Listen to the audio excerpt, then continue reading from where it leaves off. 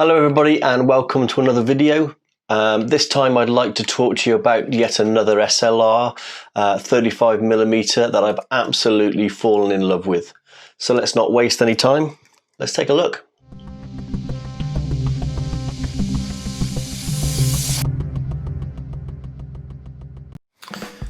So here it is. This is the Yashica tl-electro X. Now, the reason I was drawn to this in the first place, apart from being a very good looking camera, was the fact that it was manufactured in 1968, which happens to be the same year that I was manufactured. And so I have to say it looks in a lot better condition than I do, but yeah, it was what drew to me in the first place. That and the fact that I managed to get it for just £25, I'm absolutely delighted with it.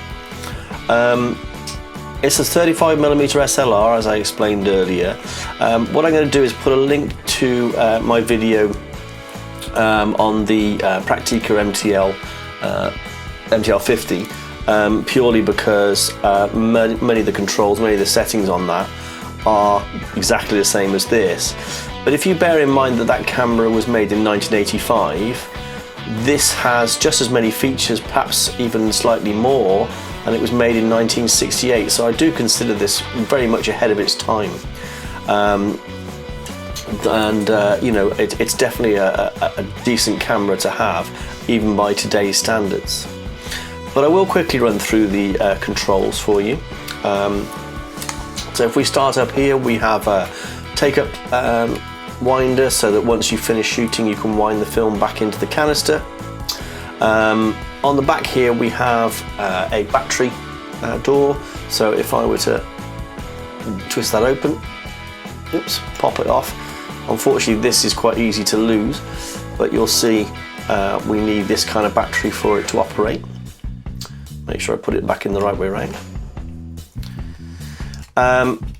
If you are in any doubt about batteries or whatever, there are some pages that you can Google that will give you modern equivalents, because a lot of the batteries that were intended originally for vintage cameras are no longer available. But so far I've been lucky, there's always been a modern equivalent. There's a battery test button on the top, so you can press it, and obviously if it lights up you know that the battery's working. We have hot shoe for the flash, and we have two synchronization ports. I won't go into too much detail there. We've got an X-Sync and an FP. I'll talk about those in a future video, I think. We've got our shutter speed here on the side. It ranges from 1/1000th of a second right down to bulb. And as you can have you seen on previous videos, we can also set the speed of the film, the ASA, of whatever we currently have loaded in the camera. And this, just like the Praktica, will then automatically adjust our light meter settings that are built into the camera accordingly to match up with the film. We've our shutter release on top with a remote shutter cable socket as well. Again, I have a video on remote cable releases, which again I'll put a link to up above. We have our wind on lever. There's actually film in this at the moment, so I'm hoping to show you the shots before I edit this video. Yeah, there's only a couple exposures left to run. Viewfinder on the back. As with most SLRs, to open the back you would pull this up and the door will pop open. On the front here then we've got a self timer, exactly the same as the Praktica. We pull this down, press the button, and we've got about 10 to 12 seconds before the shutter exposes.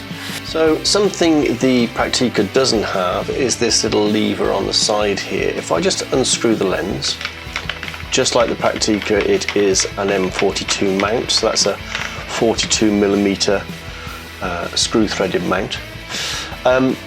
Hopefully on the video you can see the mirror in there. So the way an SLR works is that obviously light comes in through the lens, and if the shutter's open it hits the film, and therefore that's how you get your image. But in order for us to look through the camera, we're looking through the lens. That's the point of single lens reflex. There's a mirror here, so the light basically hits the mirror up into the viewfinder. But obviously it's in the way.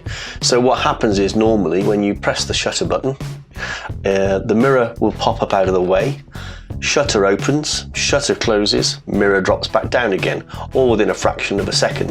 This is why you'll know if you've ever taken a photograph with an SLR that as you press the shutter button, momentarily it goes black, you can't see anything until the mirror pops back up again after a fraction of a second, and all is well. On the bottom then we have the release to allow us to wind the film back once you've finished it, and obviously we've got the standard fitting for a tripod as well. Just like on the Praktica, we have internal light meter on this. Like before, we have two arrows.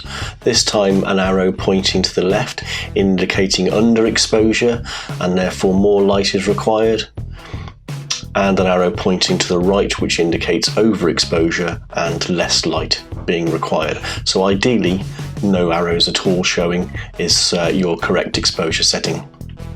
So if that's too complicated to remember, basically turn your aperture ring in the direction of the arrow and that'll give you the correct exposure, which is quite a nice way of doing it, to be honest with you.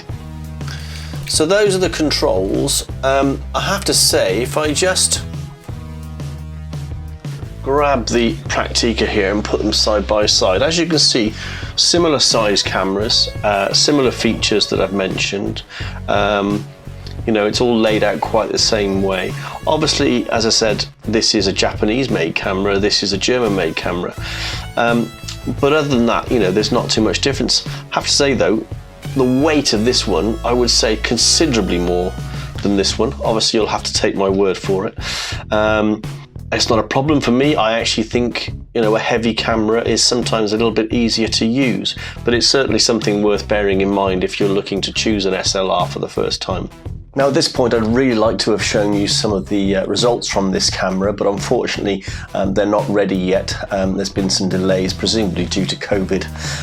But if you check out my website, sccjono.com, I'll post them on there as soon as they're ready. All that remains to be said is thank you again for watching, subscribing, liking, sharing my videos. I really, really do appreciate it. See you next time.